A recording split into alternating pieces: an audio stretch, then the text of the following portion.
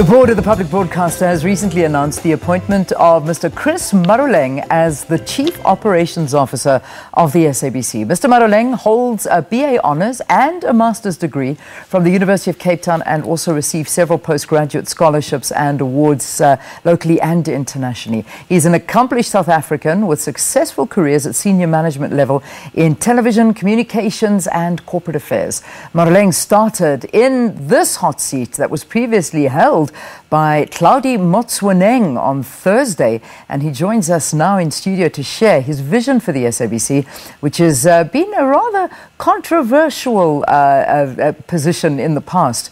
Good to have you. Welcome to Morning Live. It's great being home. Yeah. And thank you for inviting me onto the program. You say great being home. I mean, talk to us about your history with the SABC. Well, look, I've been coming here for over a decade, but mainly doing political analysis. I've spoken to you on several occasions, so it's been very much a central part of our broadcasting in this country. And as you're aware, one of the things that made me decide to join is the crucial importance of ensuring that we have a well-functioning public broadcaster and that we do our best to really turn around from its recent checkered history. Yeah, because it has. I mean, the SABC, you're coming into a very tough position. Yeah. This is not coming in and starting with a new job where you can put up your feet on the table and say, right, business as normal. Yeah. Because it's not business as usual. Yeah. I imagine you have got a lot of things that you want to see changed. No, absolutely. I was speaking to our colleague Ashraf on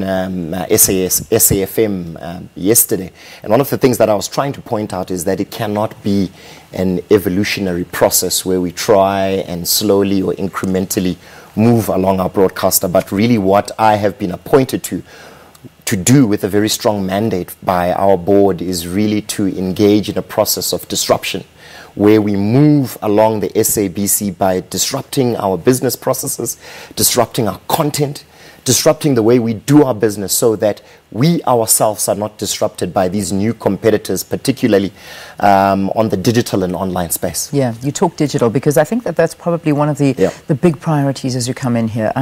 This migration, it's something that everybody's been talking about. It has seen delays constantly, the digital migration from analog. You, of course, coming from MTN, and I mean that's all about digital. Yeah. I imagine this is going to be a really big thing that you can add into your expertise. No, absolutely. I think, Leanne, one of the things that we need to look out for is how do we manage and make sure that the business of today, the SABC as we know it, is sustainable, competitive, and it's fulfilling its mandate. But more importantly, how do we then transition towards the digital opportunity of the business in the future? This, of course, talks about a mix of DTT, but also we should be looking at how our online presence is enhanced. A lot of our viewers are increasingly consuming their products online. But also when you look at it, some of our key competitors are not just in the broadcast media. A lot of people, a lot of our citizens in South Africa are engaged in media which is found online, on applications, on over-the-top processes. And certainly here at the SABC, we're going to be really looking at how we can move into the space and ensure that the experience of engaging with SABC is a modern one and an exciting one, and one that takes us into this future business that I've been talking about. Like an SABC app on your phone. There you go. We should have had that years ago. I mean, these are things that I imagine a mind like yours is already ticking and thinking about, and we need to move forward because we're being left behind. And let's not kid, that's probably been one of the faults of the SABC is not moving fast enough with technology, with the times, and is that some of your analysis that you're seeing? I think what the problem with our business right now is that we have people like you and other of our colleagues who are very motivated, want to do their work and excited about all of these opportunities.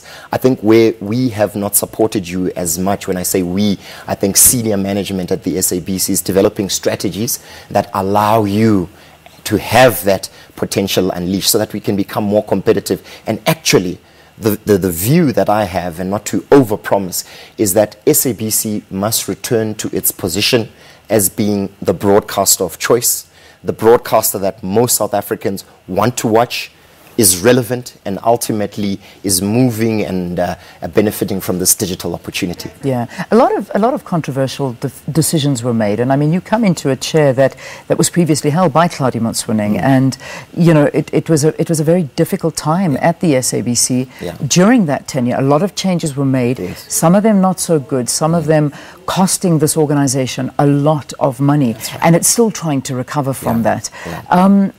In terms of your views of this position, and when you were watching previously, what made you say, you know what, let me give this a shot, maybe I can make a difference? Why?